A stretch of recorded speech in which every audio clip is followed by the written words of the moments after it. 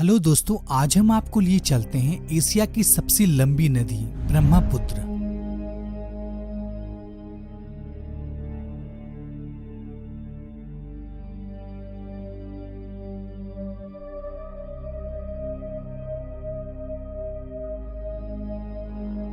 एक छोटी सी धारा के रूप में बर्फ से पिघलकर निकलने वाली एक ऐसी नदी जो आगे चलकर इतनी ताकतवर हो जाती है कि यह भारत की सब नदियों को पीछे छोड़कर सबसे ज्यादा पानी वाला एक महानदी बन जाता है। भले ही यह नदी विश्व के 10 सबसे लंबी नदियों में ना गिनी जाती हो, लेकिन इसका विशालता की वजह से इसकी तुलना अमेज़न और नील जैसी महान नदियों के साथ अक्सर की जाती है। बड़ी से बड़ी इंजीनियरिंग के बदौलत भी आज तक इस नदी पर बांध बना लेना बेहद ही कठिन रहा है। दुनिया की सबसे बड़ी नदियों में गिनी जाने वाली और भारत, बांग्लादेश और चीन के करोड़ों लोगों का जीवन दायिका रूप में विराजमान यह है विशाल, विकराल, अद्भुत ब्रह्मपुत्र। ब्रह्मपुत्र नदी का उद्गम तिब्बत के साउथ में स्थित मानसरोवर झील से तकरीबन 60 किलोमीटर दूर तथा समुद्र तल से 5300 मीटर की ऊंचाई पर स्थित चेमायुंगडुंग नामक एक पहाड़ियों में स्थित बर्फीला झरना मौजूद है। भले ही यह देखने में किसी आम ग्लेशियर के पिघलने जैसा मालूम होता हो, जिसे वहाँ के स्थानीय लोग थामचोक खामबाग के नाम से भी जाना जाता है, लेकिन असल में यह धारा बेहद ही खास है क्योंकि यही ब्रह्मपुत्र नदी का जन्म स्थान है। जैसे जैसे यह जलधारा तिब्बत की पहाड़ियों से होते हुए आगे की ओर बढ़ती है, इसमें छोटे बड़े पहाड़ियां नाले मिलते जाते हैं और इस तरह से यह एक विशाल नदी का रूप ले लेता है जिसे सांगपो के नाम से जाना जाता है। दोस्तों, ब्रह्मपुत्र को तिब्बती भाषा में सांगपो कहा जाता है। दोस्तों, अपनी 2900 किलोमीटर की समुद्री मिलन की लंबी यात्रा का अधिकतर हिस्सा ब्रह्मपुत्र इसी सांगपो नदी के रूप में तिब्बत की खूबसूरत पहाड़ों से बलखलाती हुई गुजरती है। लगभग 1800 किलोमीटर तिब्बत में चलने के बाद यह अरुणाचल प्रदेश से भारत में एंट्री से पहले सांगपो हिमालय की पहाड़ियों की घाटी में एक गहरे घोड़े नाल के आकार का तीखा मोड़ बनाता है। यह वही जगह है जहां चीन द्वारा विशाल डैम बनाने का धमकी दिया जाता है। दोस्तों, अगर इस जगह पर चीन डैम बना लेता है तो इससे पूरी तरह बांग्लादेश और भारत को ही प्रभावित करेगा।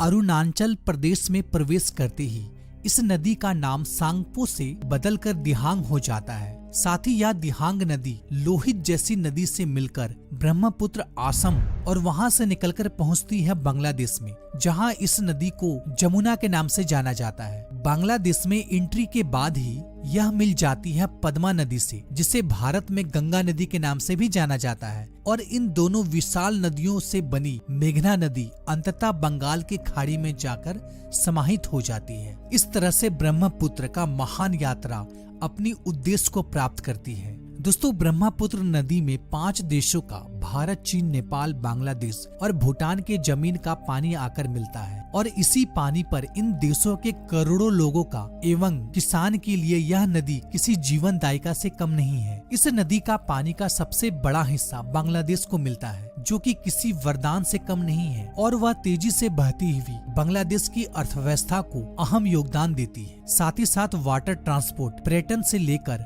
वनों एवं यूनिक इकोसिस्टम के चलते ही यह नदी इन देशों की अर्थव्यवस्था को एक सहारा देती है। दोस्तों, एक सर्वे के अनुसार केवल ब्रह्मपुत्र नदी के पानी से अकेले भारत में ही 12,000 मेगावाट बिजली पैदा किया जा सकता है, जो कि पूरी नॉर्थ ईस्ट की ऊर्जा की जरूरतों को पूरा कर सकता है। इसी बातों को मद्देनजर रखते हुए हाल ही के वर्षों में कई हाइड्रो इलेक्ट्रिक प्लांट नदी के किनारों में लगाया गया है और कुछ पर आज भी काम लगातार चल रहा है। दोस्तों, ब्रह्मपुत्र भारत में ही नहीं बल्कि एशिया की सबसे लंबी नदी है। यदि देशों के आधार पर इस नदी को विभाजित किया जाए तो तिब्बत में इसकी लंबाई 1625 किलोमीटर है, भारत में इसकी लंबाई 918 किलोमीटर है तथा बांग्लादेश में 363 किलोमीटर लंबी है। दोस्तों, साथ ही ब्रह्मपुत्र 4000 फीट के ऊंचाई पर बहने वाला दुनिया का एकमात्र प्रवाह है। ब्रह्मपुत्र की औसत गहराई 124 फीट है तथा अधिकतम गहराई 380 फीट आकी गई है। अपनी असीम ताकत और अपनी विशाल आकार के कारण ही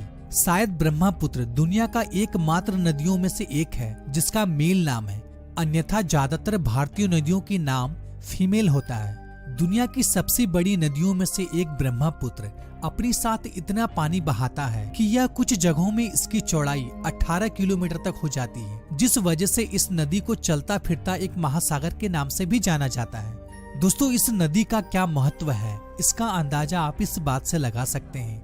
इस नदी के शुरुआती दौर में इसकी चारों तरफ भूरी पहाड़ियां और सूखी पहाड़ियां ही नजर आती है। दोस्तों, तिब्बत के पठारी इलाकों में कम बारिश होने के कारण यहाँ जीवन का पनप पाना बेहद ही मुश्किल होता है। लेकिन जैसे जैसे यह नदी आगे बढ़कर हिमालय की मुख्य घाटियों में प्रवेश करती है, इस नदी के आसपास पहाड़ों का रंग भी बदलकर हरा भरा हो जाता है और यह जल्दी ही घने वर्षावनों में बदल जाता है। ब्रह्मपुत्र के घाटियों के जंगलों में जंगली जानवर एवं पेड़ पौधों की बड़ी विभिन्नताएं पाई जाती है और कुछ ऐसी दुर्लभ प्रजातियों भी पाई जाती हैं जिनका दुनिया में और कहीं भी अस्तित्व नहीं है। ब्रह्मपुत्र नदी के किनारे स्थित विश्व विख्यात आसाम का काजीरंगा नेशनल पार्क देशी नहीं बल्कि दुनिया के कुछ ऐसे फेमस नेशनल पार्कों में से एक है। यहाँ का एक सिंग वाला भारतीय गेंडा यानी कि राइनो, जो कि काजीरंगा नेशनल पार्क की पहचान है। साथ ही ब्रह्मपुत्र के जंगलों में कई ऐसी औषधि के पेड़ पौधे भी पाए जाते हैं जो कि बेहद ही खास है।